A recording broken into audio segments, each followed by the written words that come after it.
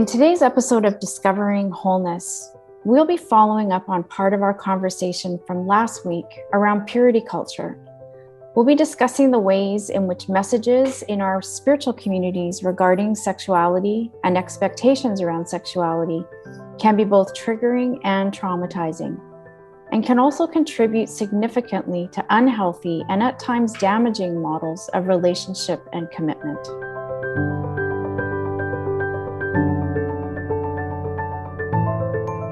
Season 1 of Discovering Wholeness is sponsored by the Hayden Institute. The Hayden Institute is a haven for seekers, those who have heard the call or felt the tug to go deeper in their understanding of God, themselves, and others. Their programs, accessible online or in person, are well suited for clergy, therapists, healthcare professionals, social workers, and anyone with an interest in spirituality or dream work. Lectures, small groups, and creative embodiment practices with the Hayden Institute will help you tap the rich wisdom within. Get more information at haydeninstitute.com. HADEN, haydeninstitute.com.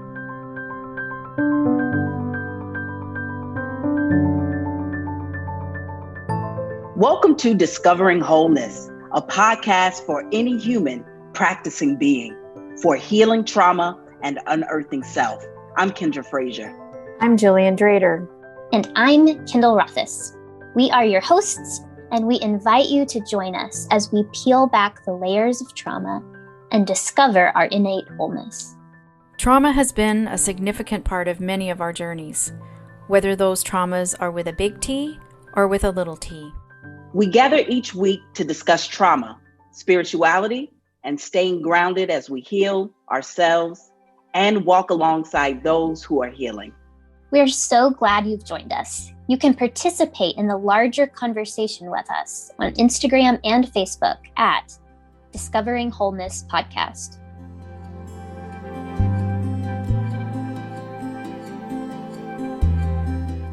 We recognize that trauma can be a very heavy topic to engage in and discuss. And this is our moment where we want to bring you in to grounding. We want you to be able to connect and ground in this moment.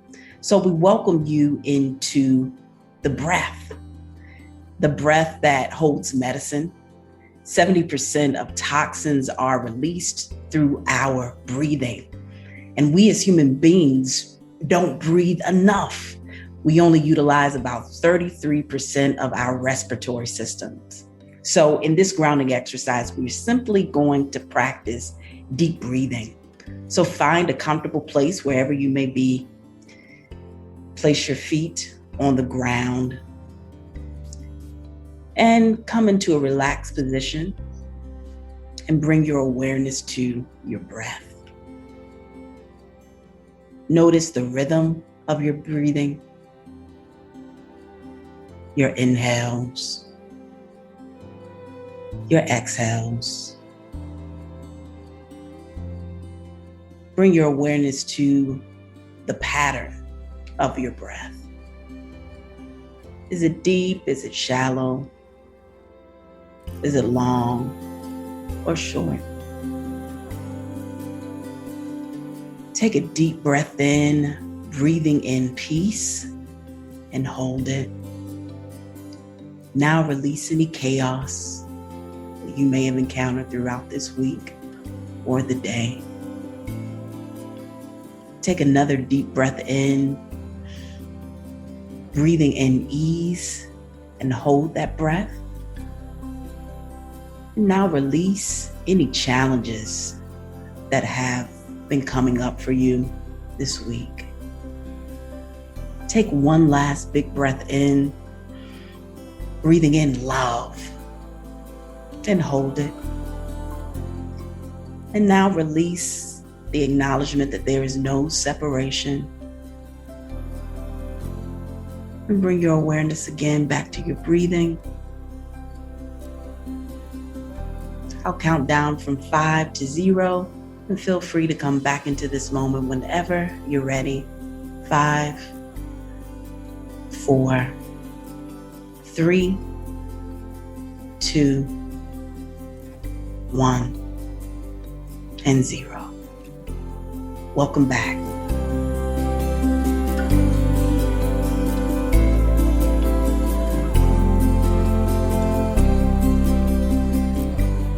I'm Gillian Drader, and I'll be facilitating today's conversation with my co-hosts, Kyndall Rothaus and Kyndra Frazier. I'm really aware this morning as we come to talk about this whole topic of sexuality and messaging in our spiritual communities around it, that it's feeling really tender. I was actually surprised by some of my own emotions that came up around this, of having experienced some really painful and hurtful and at times traumatizing messages and body shame and shame around sexuality in my journey through church and through marriage at one point in my life.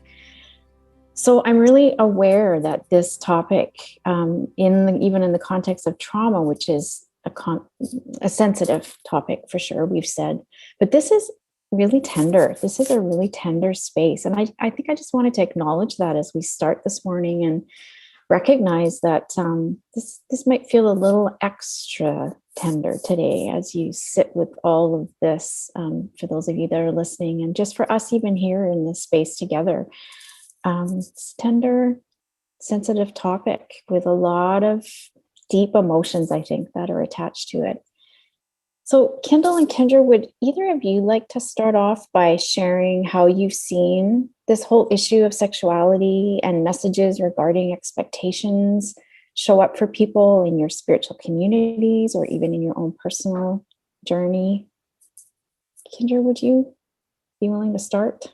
Sure. Thanks so much, Gillian, for setting the tone of this episode, because it is very tender. And a lot of stuff has come up for me as well as we were discussing it prior to this moment. The first thing that comes to mind is that typically people will read me as a same gender loving person, queer person, lesbian, as straight. In most spiritual communities, if they're not already familiar with me. Early on, when I invited people into my sexuality, I would often feel a need to defend my orientation in a way that I don't find it necessary at this moment. But I am thinking about all the times that I've encountered people in church spaces specifically who have read me as straight and then place certain attachments and expectations to their reading of me as straight, whether that is, do I have a husband? Why don't I have a husband? Why don't I have a boyfriend? Why don't I have children? This expectation to also be either interested in mothering or to have a child already, as well as because they are reading me as straight, not leaving a lot of space for me to show up as who I am authentically. I think that so many folks who are recently coming out have a challenging time just being in certain spiritual communities where there is this very narrow way of engaging in conversations around sexuality, partnership, marriage, because I feel like in this time that we're living in now, people are taking more liberty to really create relationships that really adjust to where they are at the time, not necessarily leading into monogamy or marriage, but doing what feels comfortable for them. But that is the first thought that comes to mind, these assumptions that we make based on the ways that people look, that can oftentimes be antithetical to who the person is. Thanks, Kyndra. Yeah, that's so important to be aware of, and the ways that that's so hurtful. And yeah, how about for you, Kyndall? Yeah, I think I want to say first that I also feel really grateful for the way you opened this, Gillian, acknowledging the tenderness of this subject. I mean, I found myself having so many emotions when these things started to come up in our last episode. I mean, I was getting fired up and angry, but at another point I felt teary. There's just a lot. There's a lot here. We're kind of dealing with some of the most intimate parts of ourselves. and therefore some of the most intimate wounding. So much, Gillian, comes up for me around this question about expectations and messages we receive around sexuality, particularly for those of us who grew up in a maybe more conservative or evangelical Christianity. In particular, I am thinking of how purity culture presents this false idea that if you save yourself for marriage, then sex inside marriage will be wonderful. I mean, heavens, I have talked to so many women for whom this is just not true. I don't know as much about men's experience, but I've met so many people who were taught that, that sex and sexual desire and bodies were sinful and something to be repressed. And then they found that they couldn't just suddenly flip their sex drive back on as soon as they were married. Like after all those years of being conditioned to shut it down, they didn't just suddenly feel great about their bodies. I've also encountered people who weren't sexually compatible with their partner, but they had no way of knowing that before the marriage, because not only were they not allowed to explore their sexuality together, they didn't even feel like it was okay to talk about their sexual expectations, or their wants, etc. Or two people aren't even able to figure out their compatibility because they enter into the relationship having been so shamed about sex that they have no idea what they like, what they want, or how to communicate those needs to a partner. So I've just discovered there's a whole lot of married people out there who've, quote, fulfilled the right expectations, who are having bad sex, mediocre, unsatisfying at best, and at worst, abusive. The assumption in purity culture, of course, is that a marriage is going to be between a man and a woman. And I remember meeting people who sincerely believed that women in particular are just supposed to have sex with their husbands whenever their husbands wanted it. Like that was just part of her, wifely duties. So of course that sets a woman up to be assaulted, raped, coerced inside her own marriage.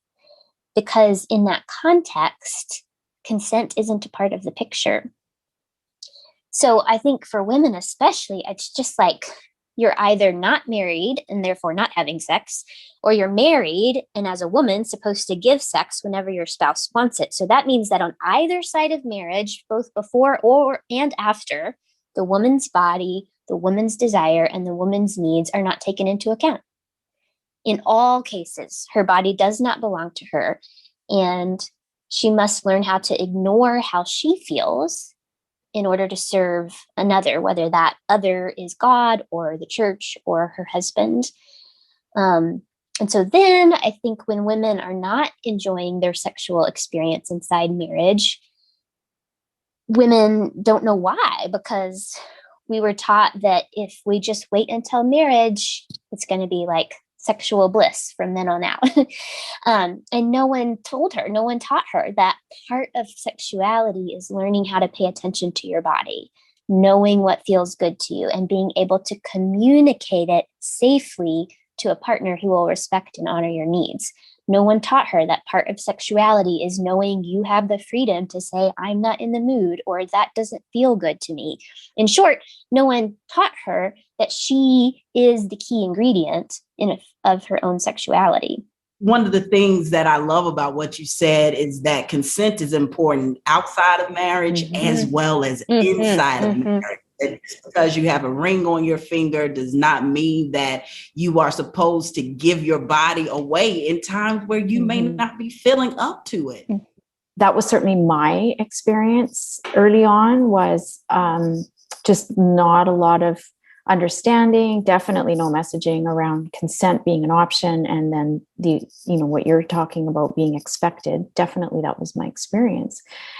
And I'm also thinking about those women who have experienced abuse in all kinds of different ways, even prior to a marriage or prior to a committed relationship, and already don't have a strong sense of boundaries, don't have that strong sense of voice, and that there's that much more vulnerability then in the fact that we're not talking about these things in our spiritual communities.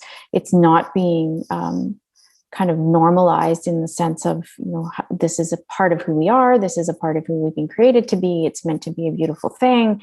All of those conversations just mostly aren't happening.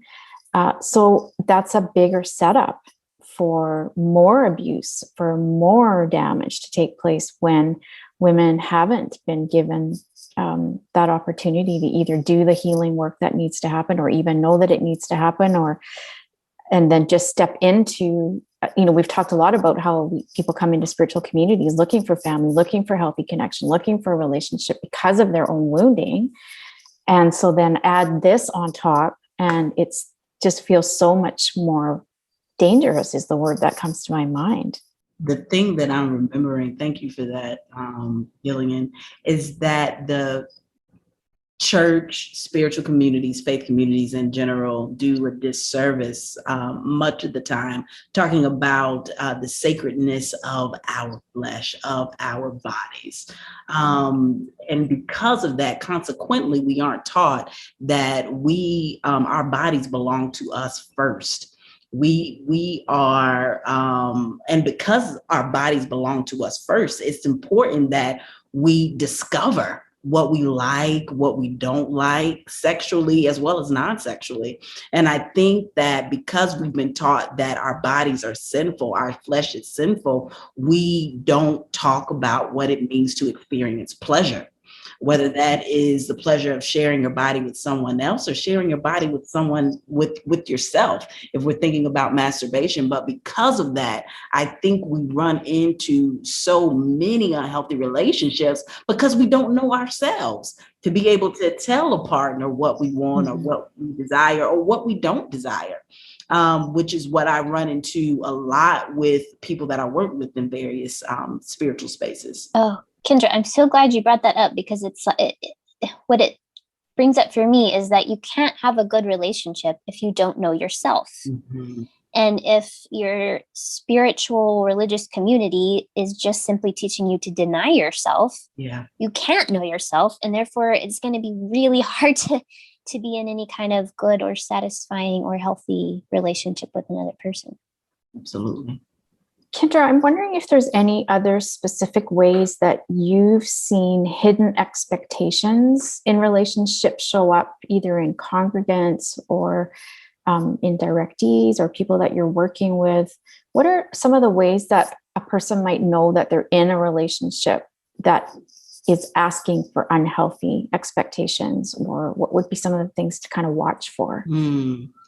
That's a great question, Gillian. I think that some of the things to watch out for in terms of knowing whether you're in an unhealthy relationship or not, I think the first thing is that when someone is demeaning your own sense of knowingness, attempting to persuade you from your own intuition, I think that's a sign. I also think it's a sign if someone is shows up as wanting to monopolize all your time and is very codependent on you and where you are at all times, in a way that the separation from you brings up an insecurity on them that makes them feel like they have to control you. I believe that that's a sign. I also believe that another sign may be being in an experience where someone is not making space for you to share your voice. And so they may be stonewalling you, which could look like simply ignoring you, or using harsh words or tones when you do attempt to share how you really feel, which is really an invalidating environment that doesn't allow you to express authentically. So those are all signs that come up for me in this moment. Thanks, Kyndra. Those are important. How about for you, Kyndall? Anything you want to add to that? Yeah, this is a little bit more about maybe some external pressure or expectation, but the thing that was coming up for me that maybe breaks my heart the most is this expectation people carry around that they shouldn't leave a relationship. And so maybe that pressure is coming from your partner, or maybe it's coming from your community, but either way, it can be really damaging. I mean, I just think of the way that I've seen the church demonize divorce, when in fact, the evils we should be calling out are things like abuse. I recall a woman I worked with who had left her marriage after her husband held a gun to her head. And her church had the audacity to tell her she needed to go back because divorce was a sin. So they cared more about saving her marriage than saving her life, and they were more concerned about the quote sin of leaving than they cared about the sin of his violence. And so there's just sort of this warped way in which we kind of lift up staying as a virtue above all other virtues, rather than, sure, there can be value to staying, but that has to be balanced with the other things that matter in a relationship. Anytime you're staying just to stay, that I think that's a big sign that that's not enough. It's not enough to stay just to stay. Mm-hmm, absolutely. And I think you really brought up something for me, Kyndall, in terms of people existing in unhealthy relationships and expecting for people external to the relationship to give them answers for what they need to do. Yeah. Which is, I feel like, a hidden expectation for your spiritual community or your spiritual leader to have the answer for you. Sometimes we as spiritual leaders don't know what is best for you. I think most times for me, I'm not telling my directee or telling my client or those that I may be journeying with in spiritual community the answer. I feel like our job as spiritual leaders, as spiritual directors, is to prepare the way or set the table, so to speak, for people to be able to access their own answers in a way that works for them. And I think that the challenge with the church is oftentimes the church externalizes the answers, in whether that be in Jesus or whether that be through some other modality, through prayer, but really settling in and trusting your divine compass, your own relational experience with the divine is really where you access your answers and your sense of knowing. So really doing away with the expectations that the spiritual leader or people in the spiritual community know better than you. Mm-hmm. Yeah. Yep. Mm-hmm. Thanks, Kyndra. It's so good. And it makes me think as well about, with everything that you've both said, just this whole idea of the staying because you're supposed to, and then the internal compass that we're not really calling out in our communities, and the ways in which then so many people will stay in the relationship also because somehow the discomfort and the pain of these messages around sexuality or these messages around sexual expectations in the relationship they're subtle, and they're not as maybe discussed or as overt as if it was physical abuse, or, even though, as I'm hearing you say, Kyndall, that's also not one that's necessarily an assumption of, yes, you may leave. So that's a different conversation. But I've heard so many women in these situations of just almost saying that, I wish something physical would happen because then people would listen, or then I'd have an excuse to leave. That it's so underground a lot, this, and so much shame attached to it. I think more so than other things that I encounter or that I've walked through, that finding that voice is so hard. And it's such a big risk to speak it up and then often not be heard in a way that's helpful, or be so shut down that then it just goes deeper. And there's so much suffering in all of that.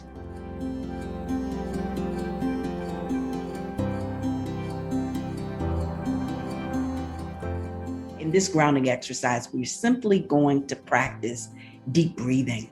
So find a comfortable place wherever you may be. Place your feet on the ground and come into a relaxed position and bring your awareness to your breath. Notice the rhythm of your breathing, your inhales, your exhales. Bring your awareness to the pattern of your breath. Is it deep? Is it shallow? Is it long or short? Take a deep breath in, breathing in peace, and hold it. Now release any chaos that you may have encountered throughout this week or the day. Take another deep breath in, breathing in ease, and hold that breath. Now release any challenges that have been coming up for you this week. Take one last big breath in, breathing in love, and hold it. And now release the acknowledgement that there is no separation. And bring your awareness again back to your breathing. I'll count down from 5 to 0, and feel free to come back into this moment whenever you're ready. 5, 4, 3, 2, 1, and 0. Welcome back.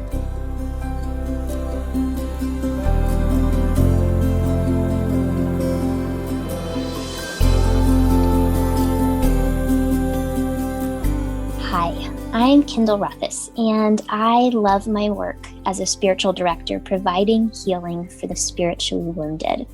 I work most often with women, the LGBTQ+ community, and clergy. If you are interested in reimagining what spirituality could look like on the other side of healing, please follow me on Instagram at Kyndall Rothaus or check out my website, kyndallrayrothas.com. That's Kyndall, Kyndall, Ray, R-A-E, Rothaus, R-O-T-H-A-U-S, kyndallrayrothas.com.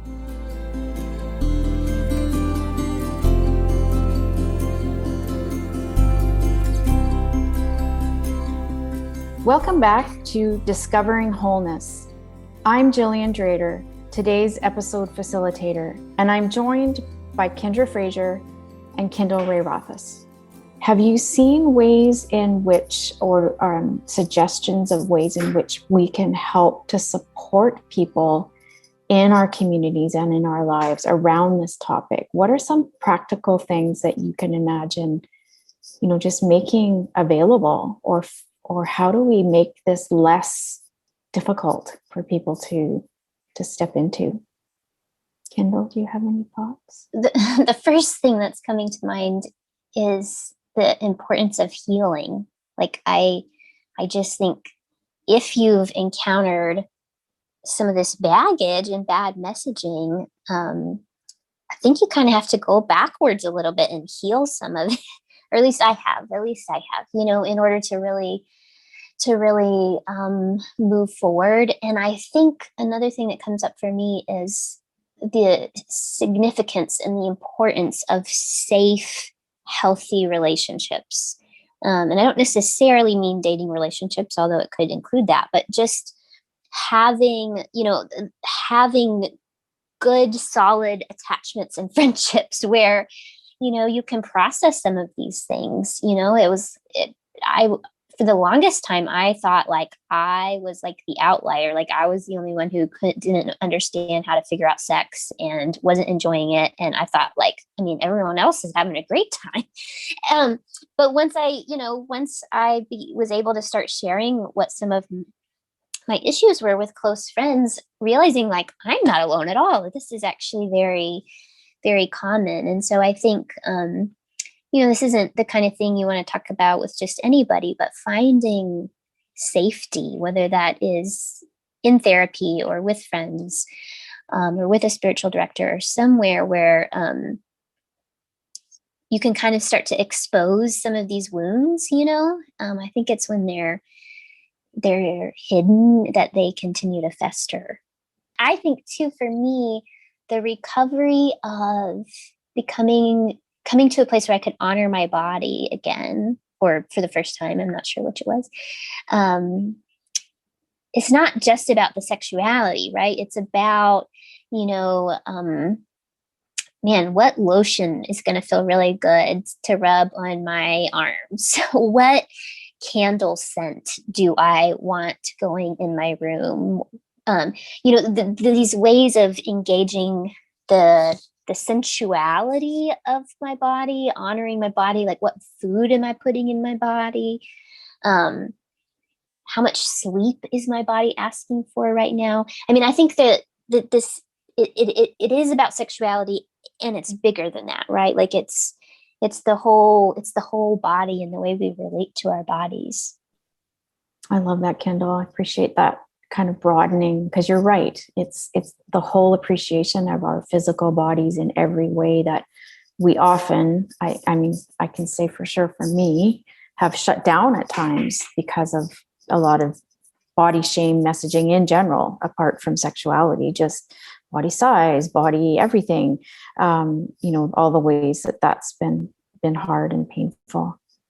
Kyndra, did you want to add something? Yeah, sure. Kyndall, thank you for everything that you've mentioned. I'm thinking about the need for spiritual communities, whether they be temples, churches, mosques, sanghas, to look at what it means to pair comprehensive sex education with a healthy theological lens around sex. I'm remembering the first time that I felt shamed for my same gender attraction with my parents. And because of their shame of me being attracted to the same sex, or the same gender rather, I found myself attempting to throw myself at little boys when I was younger because of how they handled my sexuality at the age of discovery, in terms of developmentally, when you're trying to figure it out. And then fast forward 6 years later, I'm given this ring by my mom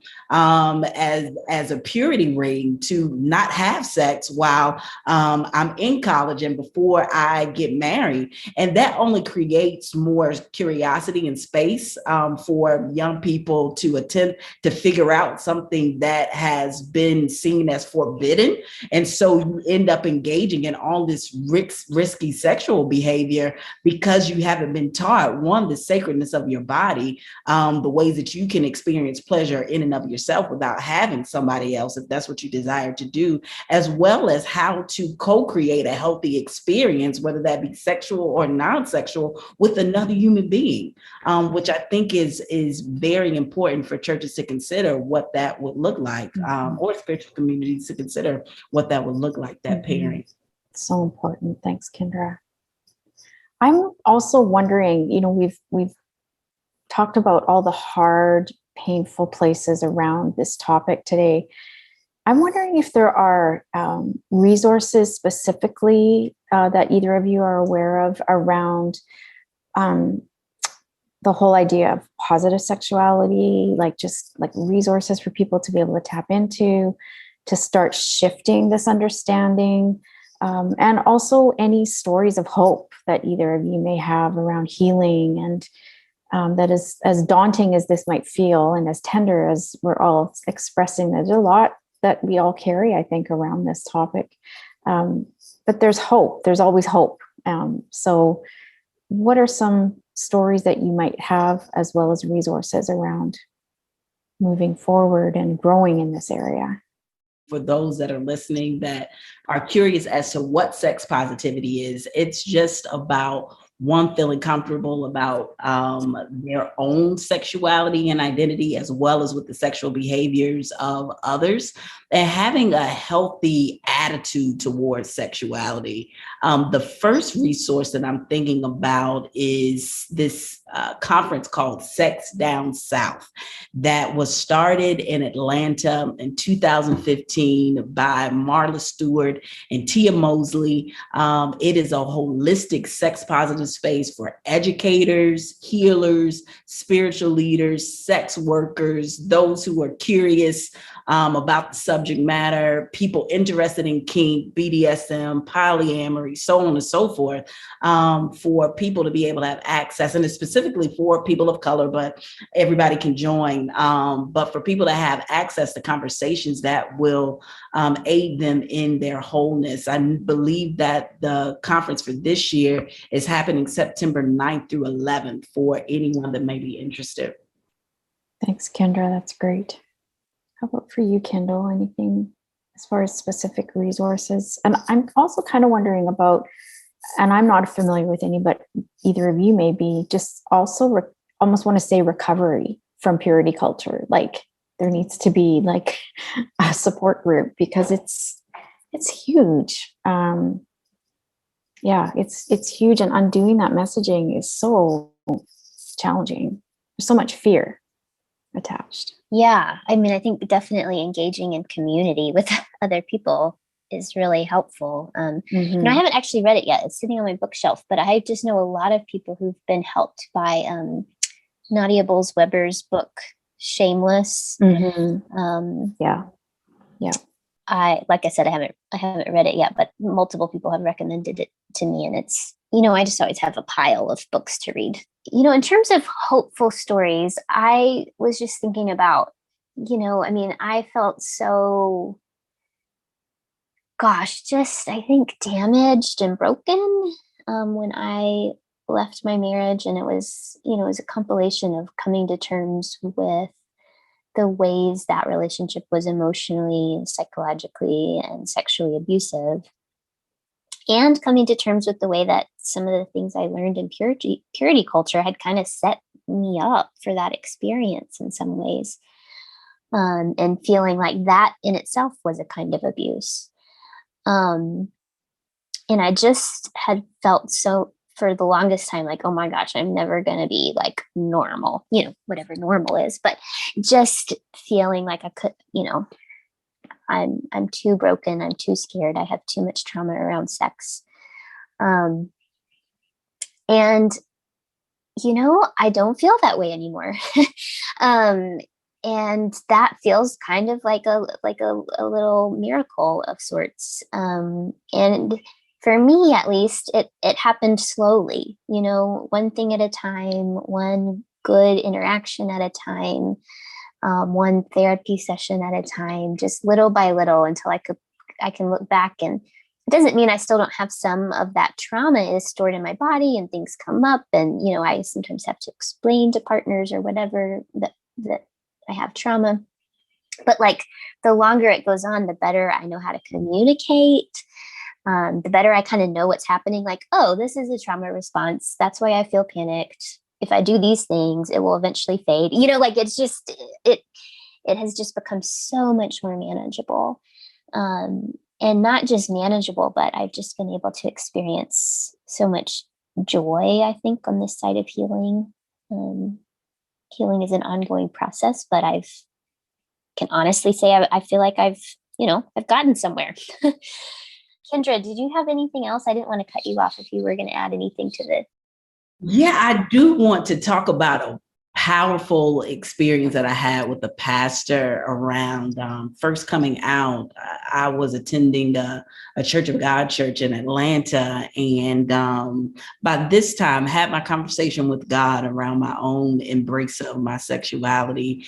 And I remember going to speak with this pastor about it, and his only question to me was, so have you talked to God about it? And I just thought it was a phenomenal question, and was so encouraged that he didn't attempt to give me his own theological views around my sexuality according to my relationship with God. And after I told him about the conversation that I had with God about my sexuality, he simply said, okay. And that was it. So that is a wonderful story that I always keep with me as I continue on my own journey of healing. Yeah, he recognized and affirmed the wisdom inside of you. I love that.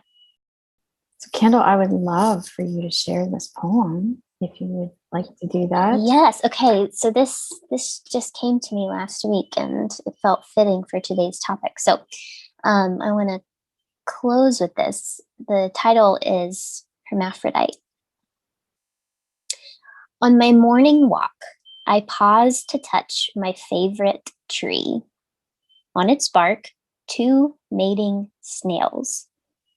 I don't think I've ever watched snails mate. So slow, it seems tender. Up to 12 hours of foreplay, I read later.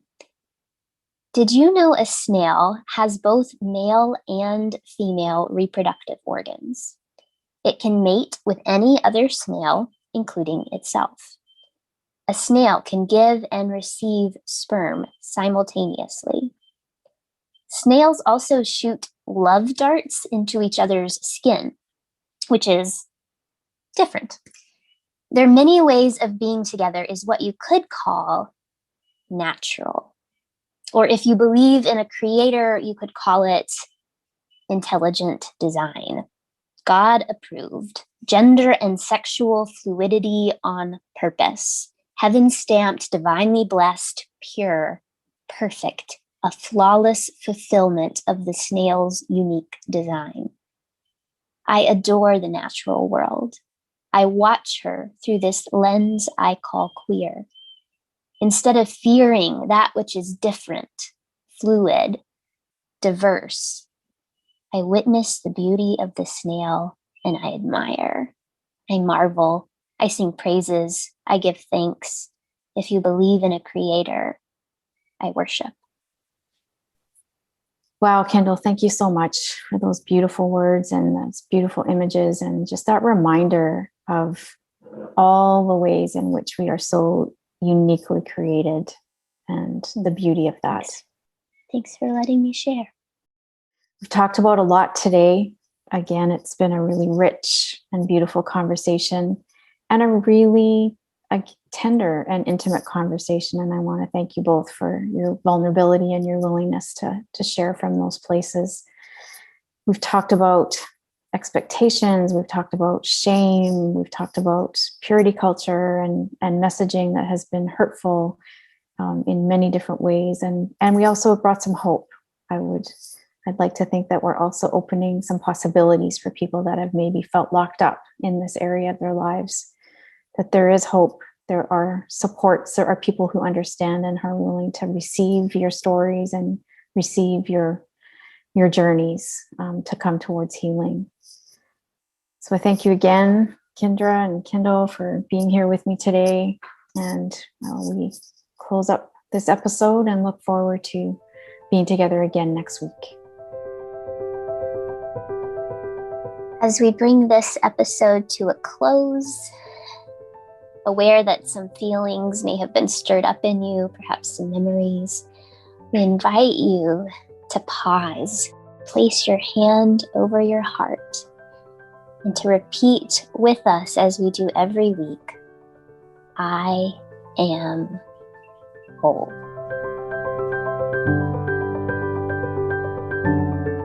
I'm Kyndra Frazier. I'm Gillian Drader. And I'm Kyndall Rothaus. We are discovering wholeness, healing trauma, unearthing self. Join us in conversation at Discovering Wholeness Podcast on Instagram and Facebook.